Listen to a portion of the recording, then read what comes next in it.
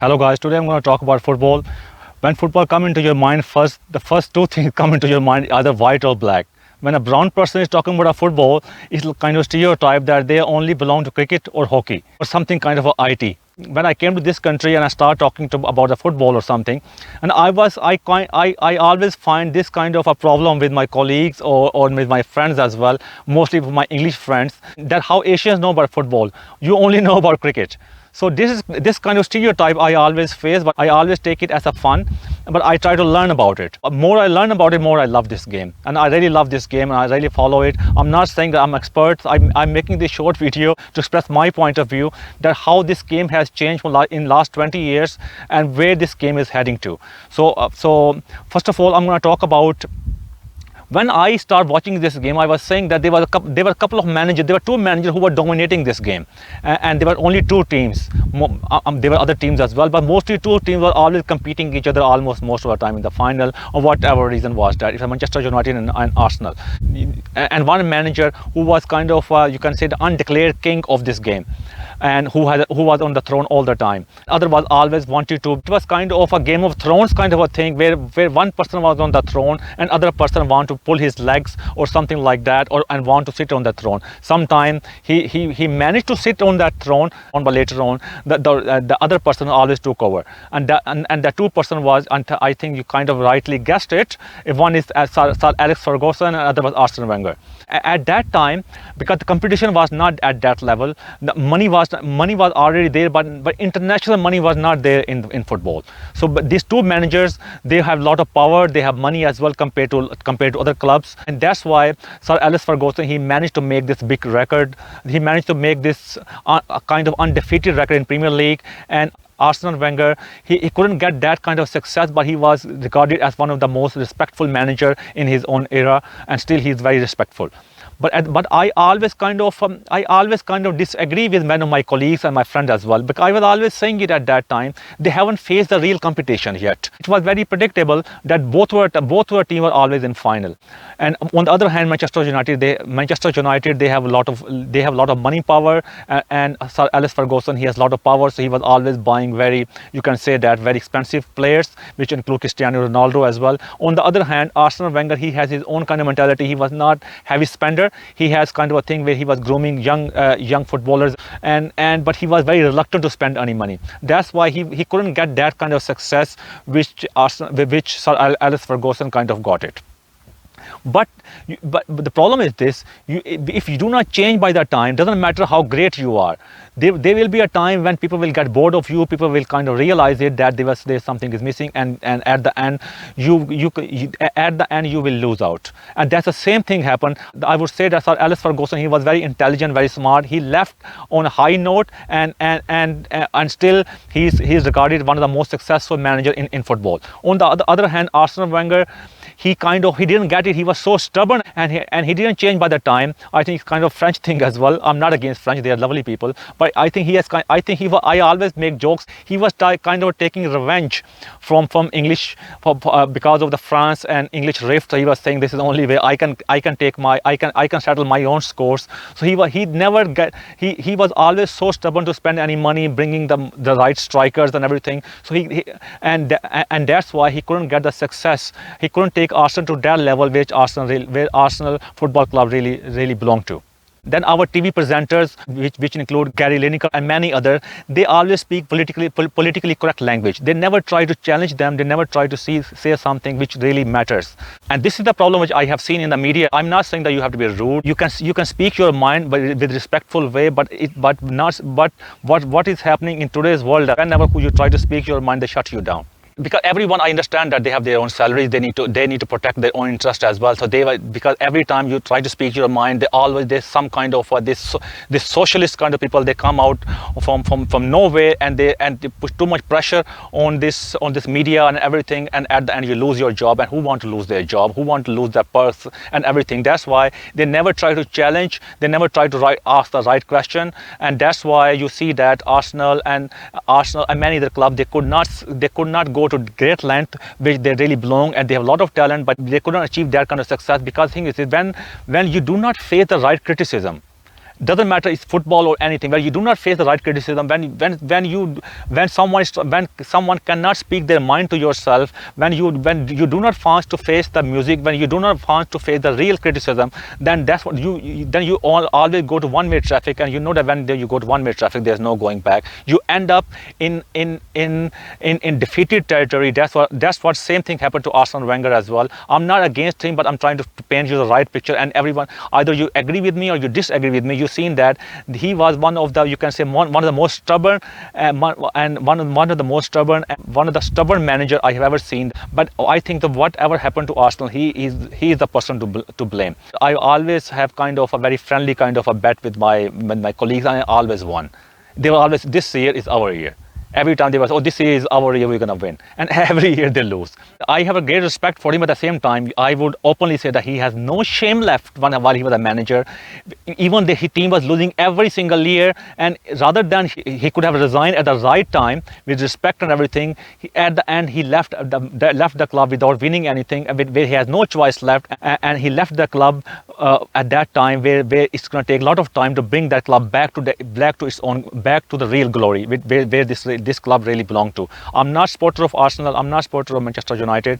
What later happened? Then money started coming in from abroad, and all of a sudden there's a new phenomena came. And first it started from Chelsea Football Club, and they brought the new bright manager with Jose Mourinho.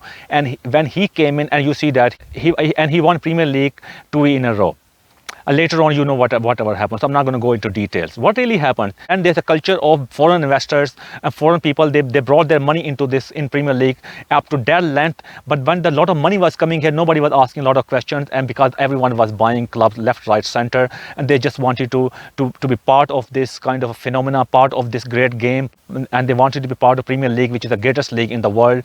And because it brings a lot of publicity, a lot of reputation. You are in the media you are in British media, you are in British tabloids, and you are with the most prominent people in England as well, and who don't want to be part of that. And that's why the people, they were foreign investors. Nobody asked them any question from where they bring the money. And still today as well, nobody is asking that question from where this money is coming from. Many of the countries, they don't even have a right democracy, but nobody is asking them any question as long as they bring the money here. I have a question to ask. When these people are investing money here, while England is always at the forefront of the democracy, why they never ask that question? As the money they are bringing in, either they have a democracy in their country, they have a human rights, everything, they have a lot of human rights violation as well. Nobody asks any question as long as the money is coming, and that's what had destroyed this beautiful game. What really happened? Because of that, the real talent in the football has suffered, and they're still suffering as well. Because when these people, they bring money, they want, because they have this one mentality, they want to win. And who don't want to win? I want to win, you want to win as well. But rather than talent is winning, money is winning. There are many talented managers, many talented footballers. They are struggling in small clubs, but at the same time, small clubs do not have the resources to buy foreign players, because Premier League is mostly standing on foreign players. They are buying players from different part of the world, bringing them here. It's like a kind of gladiator kind of a game, which used to happen in Roman times, where in whole stadium everyone was sitting, and they're bringing all the foreign kind of gladiator. The only difference is in that kind of a gladiator game, they were killing each other. Here it is the money which is playing. It's kind of robotic thing as well. What really happened? It is kind of destroying this game. When they're bringing a lot of money, they want to win on any condition whatsoever. It is more money you will spend, and bigger the cup you are going to win. If you're not winning it, they're sacking the manager left, right, center. And this culture has kind of poisoned the whole game, where managers have no security, and players right now, we are in this kind of a situation where players, they do not respect the manager. If managers not listening to them, what they really want, what they always do, that they stop performing. They stop performing, and at the end, it's easy to sack the manager than to sack 11 players. That's why you always say is that sacking the manager is like it is kind of you're changing your underwears and something like that. I'm sorry I'm using this word, but you understand where I'm coming from. I have a pain for that. I'm expressing my feeling. I'm known for speaking my mind. On the other hand, football always was a common man's game, where the normal people who are working class people, they go there and they watch this game and they spend their hard-earned money on tickets. But you know that very well, and I know that very well, how expensive the tickets are. It's almost impossible for a person like myself or person like any working class person to buy a season ticket or buy a normal ticket. This game has become an upper middle class and rich people game, where either the people, you have to invest a lot of money into that. You have to sometimes borrow money as well, and you know that I know many people, they have borrowed a lot of money, they borrow and they buy tickets on their credit card. Later on they struggle with that as well, and to watch the game. On the other hand, this is bringing some kind of extremism in the game as well, where, for example, you talk to any one team supporter and you say anything bad and you say anything negative about the team, or you do any criticism, they do not want to take it. And things, I have seen that things come to at that level where they are not even afraid to kind of attack you and to stab you or whatever reason. This is what we want to teach to our generation. This is what we want to teach to our general public as well, that you cannot take the criticism. You worship your game like more than God. There's nothing wrong to love your game. There's nothing wrong to love your team. You love your football team, love your club, but you have to have a tolerance level. You have to have this kind of you have to have this kind of tolerance where you hear the other person's point of view. If you do not like it, just leave it. If you do not like it, you can just learn from it. Just leave it like this. You do not go to that extremism. I think media and the government, they have not played the role which they should have played to bring the harmony and bring the peace into this game and try to educate the people. That's why racism, you see that in this game, is still up to that levels where sometimes they need to where they need to stop. Sometimes they have to stop the game in many places, and where they need to issue the very harsh penalties as well, because racism is still embedded in this game. Why is it embedded? Because they did not educate the people up to that level where they should have educated by putting the banners there about racism, about peaceful game as well. It's not going to make any difference. You really need to drive some kind of a campaign, not in this country, all of the country. It has to be like a global kind of it has to be a global effort where this message has to be embedded in every person, that racism is kind of a poison and there is no room for racism in this game.